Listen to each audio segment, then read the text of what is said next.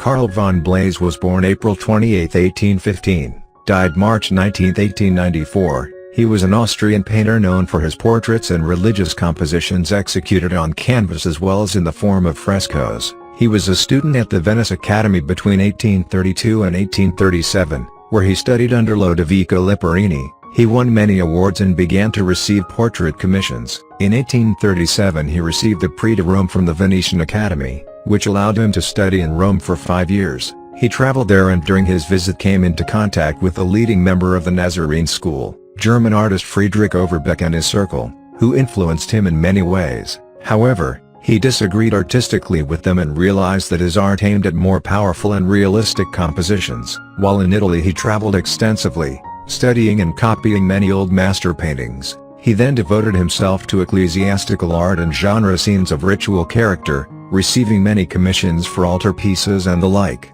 including some at the behest of Pope Pius IX, with whom he had a private audience as a result of his decoration of the Albano Cathedral. He also studied in Munich for 2 years and then painted commissioned works for churches in Paris, London, Italy, Hungary, and Russia.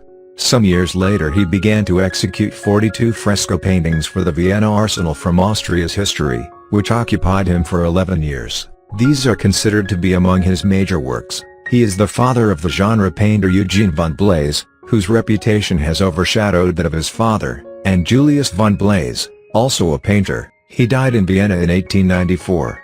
Among his pupils was Francesco Bita,